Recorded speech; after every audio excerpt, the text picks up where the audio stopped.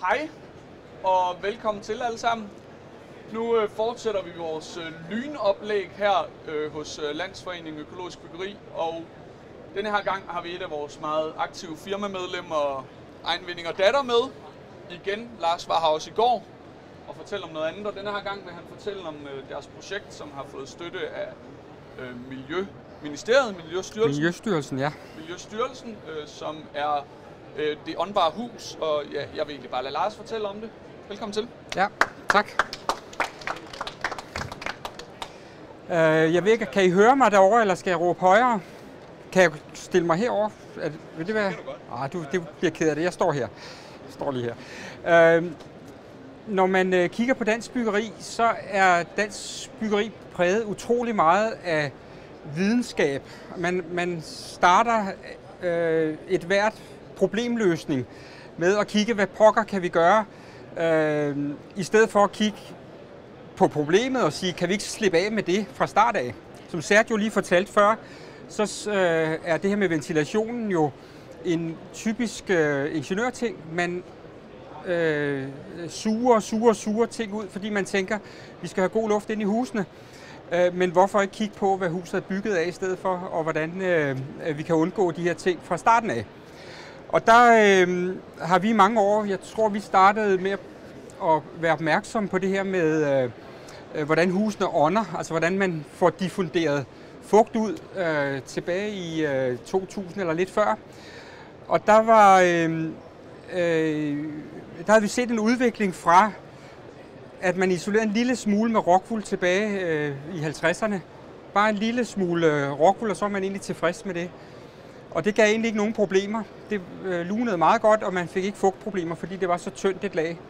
Så isolerede man lidt mere, fordi olien blev dyr, og der blev energikrise. Så opdagede man, at hvis ikke vi gør noget ved fugten, så får vi fugten ud i konstruktionen, og så rådner det hele.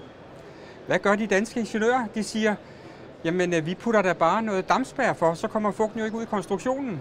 Smart, vi har dampspærre på. Og hvad får vi så? Ja, så får vi vand i vinduerne og i de kolde hjørner, fordi fugten kommer ikke ud af huset lige pludselig.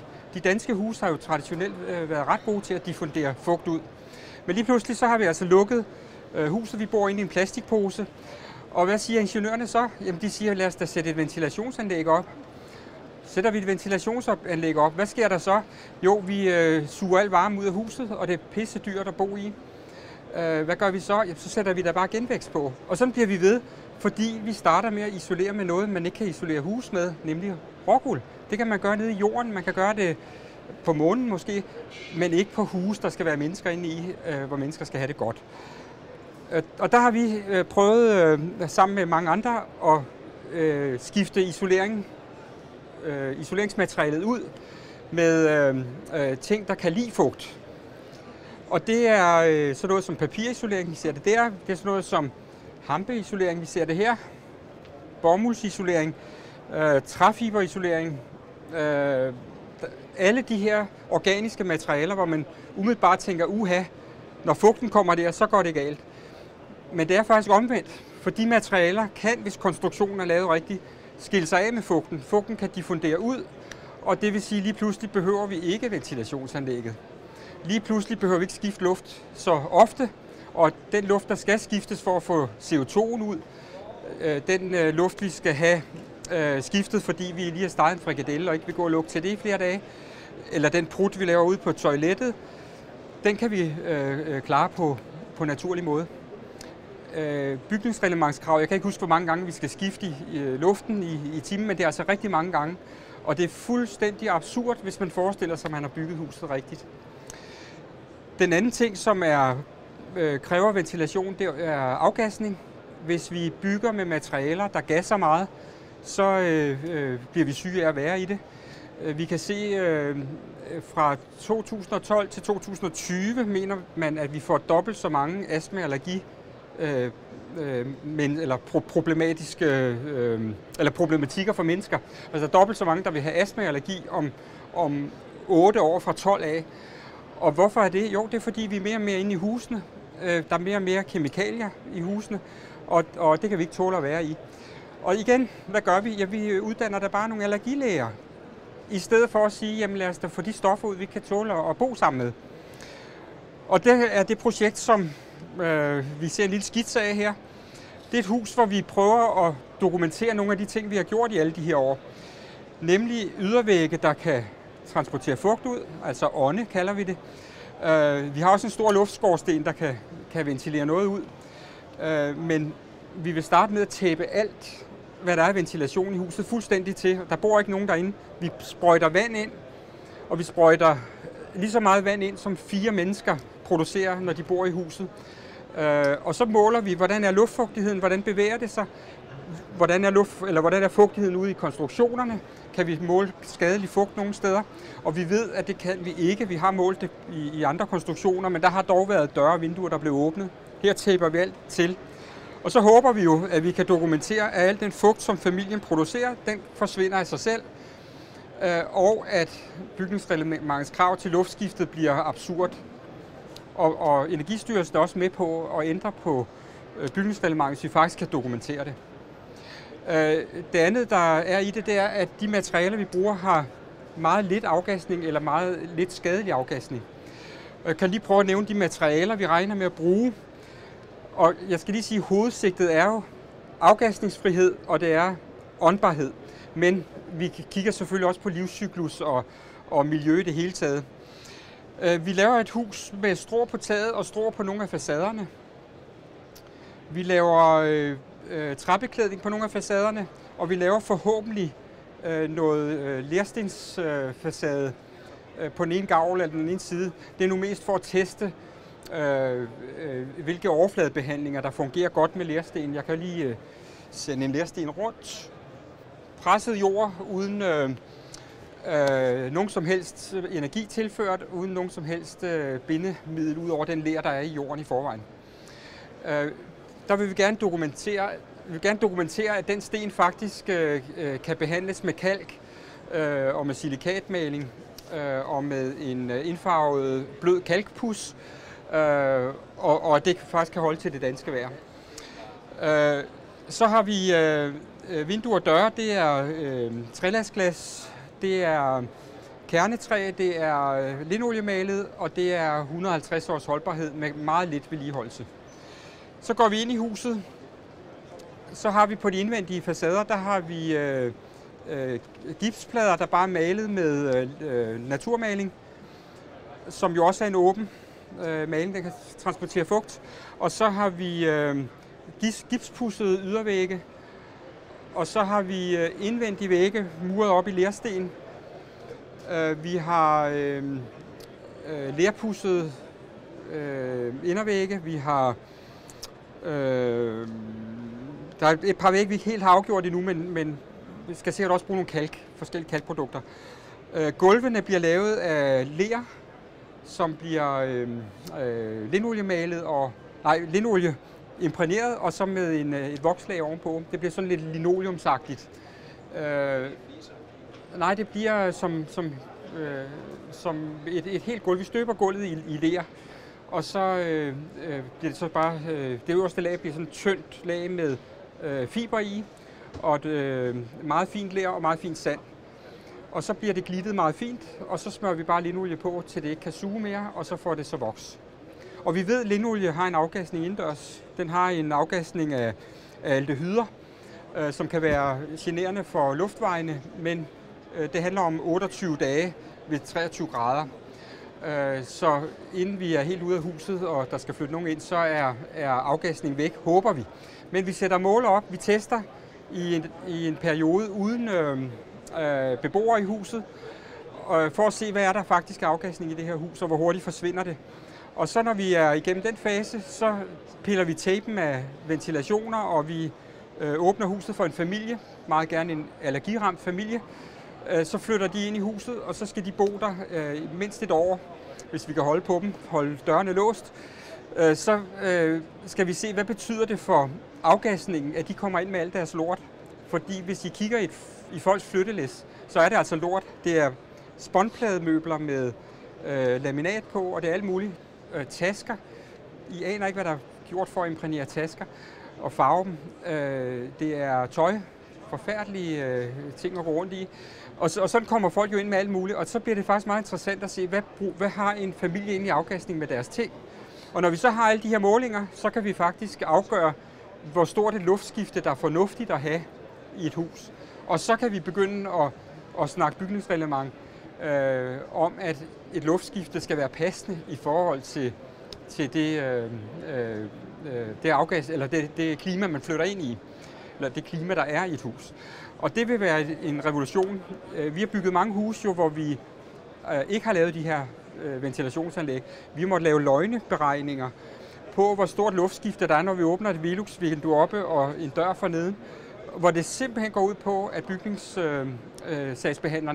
byggesagsbehandlerne på kommunen kan sige, okay, vi har set noget, som ligner en beregning, og den accepterer vi.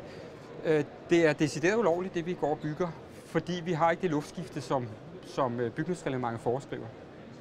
Ja, det er jo godt, hvis du kan dokumentere, at du holder CO2-niveauet nede. Nej, der står i bygningsreglementet, at du skal have et luftskifte, der er så stort partikel. Ja, og det overholder vi ikke.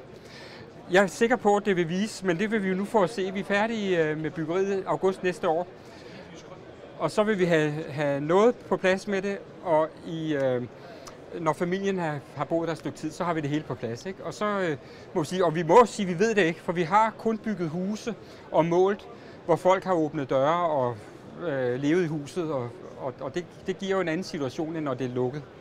Så det er jo helt synd, at folk kommer med deres egne møbler. I burde indrette det med IKEA-møbler, så det er kun rigtigt. Ja, det er rigtigt. Jeg vil bare lige vide, hvor I bygger henne. Vi bygger nede hos os selv på Højgård i Ringsted. Og det bliver jo åbent. I kan følge med på vores hjemmeside www.egenvinding.dk. Der vil vi blive indbudt til første spadestik og til alt muligt. Fordi det er noget, vi meget, meget gerne vil have alle, der har lyst, følger med i. Det kan også tilmelde sig et nyhedsbrev, vi sender ud hver gang vi har nyheder omkring det. Projektet går faktisk også ud på at dokumentere 4 materialer. Vi har, det er sådan vores egen produktion, vi laver sådan en hampeisolering. Vi laver den her lersten, og vi laver lerpus og lermørtel. Vi laver lindoliemaling til træ, og så få målt afgasningen i de ting der. Lavet måske ikke en livscyklusanalyse, men alligevel en livscyklusvurdering. Og vi laver den her væg- og loftmaling, som vi påstår ingen afgasning har. Det ved vi jo altså allerede, for den har vi testet. Men vi laver dokumentationer i hoved og røv på alle de her ting, og det sender vi også ud med det her nyhedsbrev og sætter op på hjemmesiden, så man kan følge med i, hvad der sker. Jeg vil lige vende det med vinduet. Jeg nævnte lige det her vindue. Og det er bare for at sige, at ligesom vi har accepteret i Danmark, jamen altså vi skal bare have ventilationsanlæg ind i alle husene. Vi skal bare ingeniørerne, der tegner husene med de her ventilationsanlæg, ved godt, at der kommer bakterier og skimmel og pis og lort ind i ventilationsanlæggene. De ved godt, at virkningsgraden er, når det er allerbedst, så er det 95%. Så man taber altså alligevel 5%, og hvis man skifter luften så mange gange i timen, så er det altså meget energi, man taber, og det bruger i sig selv energi. De skriver, tag dog lige og få renset jeres anlæg hvert år, fordi ellers så bliver det ulækkert. Det er der ingen, der gør. Og på samme måde, døre og vinduer i Danmark, der accepterer man, at døre og vinduer kun holder i 20-25 år, selvom man har en erfaring. Vi ved det. Altså vi går ud i København, ser gamle huse, gå ind og se vinduerne, de er bygget i 1880 og holder stadig. Og nogle gange er malingen lidt frønnet, men træet er stadig fint. Og det ved man. Og alligevel så er danske vinduesproducenter tilfreds med 20-25 år og giver jo kun 5 års garanti. Hvor herre bevares. Altså det er virkelig for ringe. Her ser I lige kanten af et vindue. Det er et ganske almindeligt, eller det er en videreudvikling af et ganske almindeligt termovindue, som vi laver mange af nede på vores fabrik. Svagheden ved de gammeldags termovinduer er, at de er meget svære at få videre ned energimæssigt, uden at man skifter træet ud med et eller andet komposit, og i de allerfleste tilfælde noget værre lort miljømæssigt. Vi har så prøvet at videreudvikle på vores almindelige tolags, som ville have set sådan der ud, når man så det fra inden. Her har vi lige gjort rammen lidt tykkere, så vi kan få 2 false med en gummiliste. Det gør, at linjetabet er meget mindre. Og så bliver der plads til en 3-lagsrude inde i rammen. Og det gør altså, at vi kan komme ned på noget, jeg synes er tilfredsstillende. Man kan gå efter alle mulige passive regler og alt muligt, hvor man helst skal længere ned med det. Men der vil jeg sige, hellere bruge ordentlige materialer og noget, der holder i vores 150 år, og så skide være med, at det ikke kommer ned på 0,4, men kan blive på 0,7, eller hvad det nu er i U-værdi. Og så må vi gøre det lidt bedre nogle andre steder. Hvis man hele tiden undlader at acceptere at bruge noget lort, så er der nogle steder, hvor det er lidt sværere end andre steder, men man må bare holde sig der, og så gøre det bedre der, hvor man kan. Vi har ingen problemer med at holde en rigtig god energiramme på et hus. Der er 3 lag glas, men det er rammen, der er problemet. Og så er det linoliemaling. Altså bruger man godt træ, altså en kerne fra ganske almindelig fyre, der har vokset langsomt, så har man sådan noget træ, der i sig selv er godt imprægneret. Og hvis man så maler det med linoliemaling, så er 150 år ikke urealistisk. Vores ældste vindue, det er 125 år. Nej, det er 25 år. Og det er jo nemt at påstå, at de holder i 150, men vi gør bare det samme, som man gjorde før. Bare en lille smule bedre. Vi får noget lidt bedre træ fra Nordskandinavien, og vi får linolie uden terpentin i. I gamle dage puttede man terpentin i, for at den skulle flyde bedre ud. Og det ødelægger harpiksen i træet, så det er holdbarhedsmæssigt ikke nogen fordel, der er terpentin i.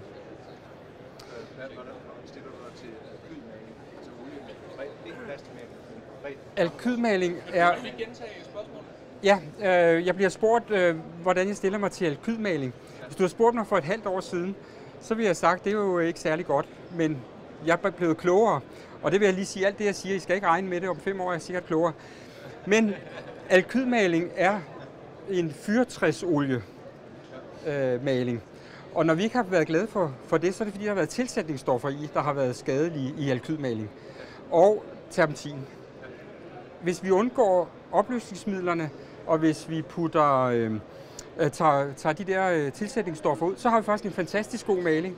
Og vi er faktisk lige ved at udvikle en indendørs træmaling, som er en alkydmaling, altså en fyrtræsoliemaling. Og den har kort tørretid, den holder farven, hvilket linoliemaling ikke gør, når den er indendørs. Linoliemaling hører til udendørs. Fyrtræsoliemaling hører til indendørs. Og jeg spørger, har I regnet på energibehovet for det hus, I tegner? Det tror jeg nok, vi har. Vi kommer ud i noget, der hedder 2020 cirka. Kilowatt-timer? Ja, det hedder det nok. Jeg kan ikke tælle det, men det lyder rigtigt. Vi går efter 2020-kravene, og vi har det med alle krav og mærker og pis og lort. Vi er skide ligeglade. Fordi det, der er interessant, det er, hvordan huset bliver. Altså hvis vi tager et svanemærket hus, så skal man gøre nogle bestemte ting for at leve op til det. Og noget af det er ikke særlig ambitiøst, det er faktisk noget værre lort. Og noget af det er meningsløst. Og der er det, hvad skal huset bruges til, hvor skal det stå henne, og der er så mange forhold. Og så prøver vi at lave det hus så fornuftigt, vi nu kan på det sted. Og der synes jeg også lidt de her, altså passivhuskravene, synes jeg for eksempel er fjollet, for de kræver jo, at vinduerne skal være lavet af noget lort. Nej, du kan godt lave det selv. Så de bare tykke rammer. Ja, det er klart. Ja, det er klart. Ja. Hvis du putter porten, er det vel ikke? Ja, men man kan bare sige, at det der med, at man stiller kravene sådan derop, det skal være sådan og sådan og sådan og sådan, så får du nogle firmaer til at arbejde på noget, der er ufleksibelt. I stedet for at sige, at jeg laver et vindue, der passer arkitektonisk, det taber en lille smule mere, end et andet vindue ville kunne gøre, men det kan vi hente herhenne i den her del af huset, eller hvad det nu er. Ikke? Men det er klart, at når man stiller krav op, så kommer man alle de bevidstløse til livs, fordi alle de bevidstløse bliver nødt til at følge bare kravene så. Men jeg synes bare, at det er en bedre idé, at man kigger på det konkrete og siger, hvad er det, vi gør her? Hvad giver mening her? Ligesom at vi ikke bygger 2015 her, selvom at det er jo sådan set i orden efter reglerne. Det kræver sådan en god rådgivning fra jer af, jo. Det gør det jo. Så bare ring. Ja. Der er jo nogle byggekrav nu, som siger et eller andet tykkelse på isolering, for eksempel. Og man går meget efter energirammer i bygningsreglementer, og det synes jeg faktisk er fornuftigt. Okay. Altså der beregner man, hvordan er det her hus, hvor meget taber det per kvadratmeter. Og det synes jeg er meget mere fornuftigt end at stille firkantede regler op om, at væggen skal være sådan, gulvet skal være sådan, vinduet skal være sådan, ikke? Ja. Så det er ikke noget problem i forhold til den isoleringsmængde? Nej. Altså det, som man kan sige, det er, jo mere vi finder på, at vi gerne vil isolere, jo vigtigere er det, at den isolering, vi bruger, er den rigtige. Og at konstruktionen bliver bygget rigtig op. Hvad med gnaver i forhold til den form for isolering, som I har? Hvad siger du? Hvordan har gnaver det med? Gnaver er ikke så vilde med løs papiruld. Gnaver løber ovenpå. Jeg har aldrig set dem nede i isoleringen. Gnaver har det med hør og bomuld, ligesom de har det med rockwool og glasuld. De er skide ligeglade, de vælger. Det er undersøgt over på Aarhus Universitet. Vi troede jo, at de ville vælge høren, fordi den er så dejligt blød. Men de gnaver i det hele. Papirerne har jeg ikke set reder nede i. Det har jeg aldrig set. Jeg har set det i de andre. Træfiber har jeg også set dem kravle ned i. Jeg har ikke set dem i løsfyld, men i deres måtter kravler de ned i. Måske fordi de smuldrer sammen? Det kan godt være, det er det, de ikke kan lide. Altså når det først er blæst ind under lidt tryk, så står det nu. Du kan godt lave en gang igennem det. Jeg har bare ikke set dem gøre det. Kan man fylde i, eller er man nødt til at blæse ind bagefter? Det er bedst at blæse ind. Man kan også godt blæse det ud, inden du lægger pladen på. Så blæser du det ud med et lille overlag, og så trykker du det bare ned med pladen. Men det bedste bliver blæst, fordi så blæsemaskinen den granulerer det og gør det meget luftigt og godt isolerende. Og man bruger meget mindre materiale. Man har alle de her ambitioner om afgasningsfrit byggeri og bæredygtigt byggeri, og man så møder en entreprenør eller en bygherre, som gerne vil udvikle ejendommen i 6 etagers højde og 8 etagers højde. Og når man spørger ham, om det kan lade sig gøre for det første, eller han spørger, om det kan lade sig gøre, og når man spørger ham, hvorfor de er så bekymrede for eksempelvis damp i bygninger eller fugtighed i bygninger, jamen så kommer de også med eksempler, der hedder du og jeg vil aldrig få fugtproblemer. Men det er også fordi, vi ved noget om fugt. Ja. Men at der angiveligt er mange mennesker, som udleder uansvarligt meget fugt i deres byggeri, fordi de faktisk ikke har begreb om, hvad det medfører skader. Ja. Altså, der ligger den der grad af helgarderingslyst hos større udviklinger, ikke? Og man kan sige, står du og skulle lave 100 lejligheder i et boligkompleks, så står man også over med nogle andre variationer. Altså, hvad vil du forholde dig til, hvis du blev kontaktet og sagde, det ser skide godt ud, jeg vil godt have 100 lejligheder i en blok. Ja. Vil du så tænke, det klarer vi? Ja, det vil jeg. Og jeg vil netop anbefale ham at bruge det her, for det er det eneste, der er sikret mod misbrug af huset. Altså, vi har et udlejningsselskab af boliger, og vi har byfornyet tilbage i 90'erne. Og vi har gjort det med rockwool og med dampspærrer og plastikmaling og alt det bedste, vi kunne finde fra hylderne. Og vi har lavet så mange fugtproblemer med skimmel i hjørner osv., især når du får en familie med mange. Altså et par med 2 børn i en 3-værelseslejlighed. Et par med 4 børn i en 3-værelseslejlighed har vi set. Og de producerer fugt, skal jeg love for, ikke? Og de lukker ikke op for emhætten, fordi de synes, det er dumt at lukke varmen ud. Og altså alt det der. Og vi har fået så mange problemer. Men hvis jeg lukker dem ind i det hus her, på forrige side, så vil vi aldrig få det problem, for fugten går ud. Håber jeg, vi kan dokumentere med det hus, vi laver nu. En anden ting, det er, at jeg har lidt kontakter med en svensk arkitekt over i Malmø, som håndhæver det. Nu er jeres gulve der arbejder det meget mere at lave og isolere randzonen rundt om hele huset, og så ikke så meget isolering i gulven, som vi har med de 300 mm herhjemme, hvad ved jeg. Fordi vi selvfølgelig i vores dags norm vil have gulvvarme i det. Og det vil sige, han siger, jamen fordi vi skal trække varmen fra undergrunden op i huset. Den anden her, der lukker vi den af.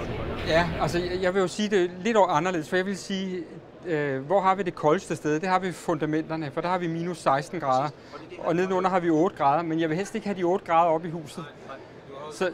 Så jeg vil rigtig gerne have meget isolering under også, men kanten skal man ikke undervurdere, og det er vores svage punkt i øjeblikket. Der er det linjeisoleringen, der er svagheden. Hvordan er tidsfrister på det der hus? Hvis vi når at få tilladelse fra kommunen, så begynder vi at bygge i starten af marts. Og så bygger vi og tester undervejs der indtil slut august. og så flytter der en familie ind. Det gulvet der, så under leret, kommer der så trykfast isolering her? Ja, det gør der. 300 mm? Ja. Det bliver formodentlig EPS. Ja. Vi har lejet lidt. Vi kunne godt tænke os at bruge meget, meget lidt beton, så vi havde egentlig en idé om at bruge det der system, hvor vi ligger oven på jorden med hele huset. Men vi har brug for at holde noget sammen, så vi laver nok et randfundament og så et godt lag EPS under.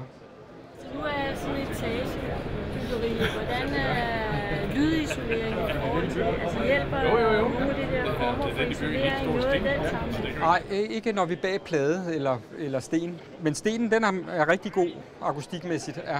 Men en gipsplade for eksempel, den er hvad den er, uanset hvad vi har bagved. Kommer der strå på begge tagflader på jeres besøgshus? Ja, det gør der. Og det bliver Miscanthus, som er et produkt, som man har brugt lidt til tag rundt omkring, men man har aldrig sådan rigtig dokumenteret det. Og nu har man lige plantet et... Ja, nemlig. Ja, det er de nemlig. Og de har lige plantet et stort areal ved Aarhus, som for at redde drikkevandet. Der er det jo en fantastisk plante. Og hvis vi så kan høste den og bruge den til tag, så har vi igen en rigtig fornuftig miljøprofil på det. Altså, jeg synes, det er dejligt, hvis I prøver 2 forskellige tagflader, så at det ikke kun er strå, der er bevisligt det bedste. Det er svært at bruge strå alle steder, ikke? Jo. Ja. Det ved det. Ja, altså, jeg vil sige, vores udgangspunkt var ikke at bruge strå. Altså, vi havde en idé om, at det skulle ligge inde i et parcelhuskvarter, eller skulle kunne ligge inde i et parcelhuskvarter og ligne et fuldstændig andet hus. Og det skulle ikke, vi ville ikke gøre noget særligt ud af arkitekturen, havde vi faktisk planlagt. Men så vil jeg sige, at alle vores samarbejdspartnere sagde samstemmende, der skal strå på, og vi skal gøre noget ud af arkitekturen.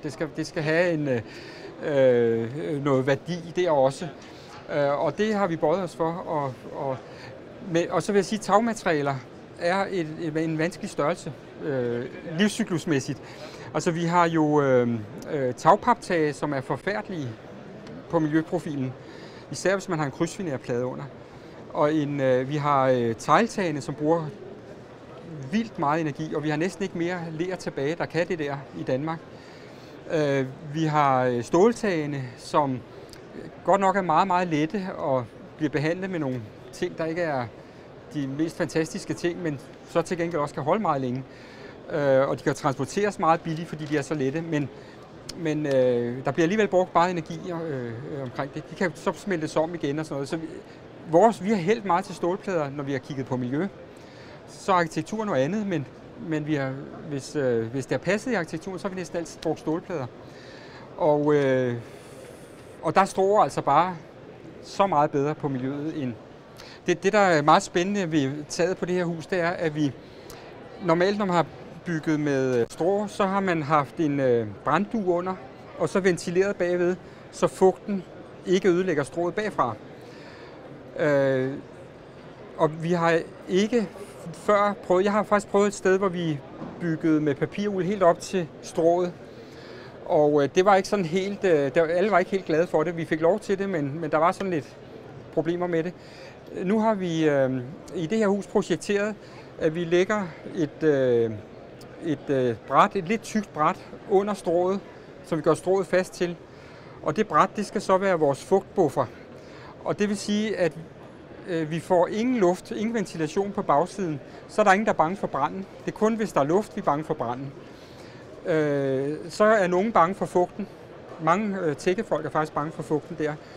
Men ifølge det, vi kan beregne selv, og de fugtfolk, vi har snakket med, så vil det der bræt kunne virke som den buffer, der gør, at strået vil kunne holde længere bagfra, og at strået kan regnes med til isoleringen. For nu har vi lige pludselig ikke noget luftrum, der køler huset ned derinde. Nu bliver strået en direkte del af isoleringen.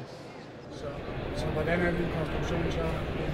Træfiber-isolering og så taget ovenpå, eller hvordan bliver altså, vi tror, at det bliver 2 gipsplader indvendigt, så bliver det papirisolering, og så bliver det en tommebræt med noterfer, og så bliver det strå.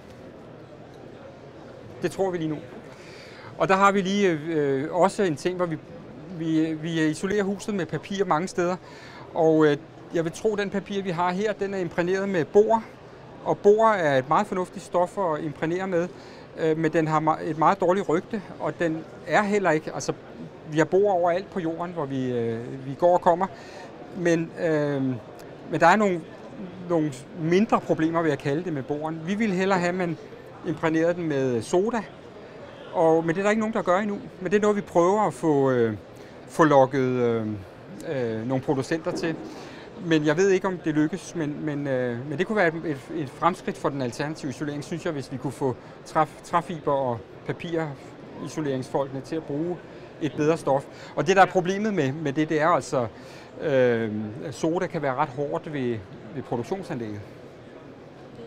Hørhampen har slet ingen imprægnering i, så den er ren. Der er kun hørfiber eller hampefiber og plastbindefiber.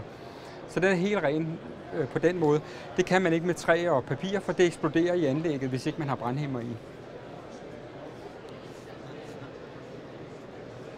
Jeg tror, vi skal sige tak. Tusind tak, fordi du gad at komme igen, Lars. Og det var virkelig spændende at høre om.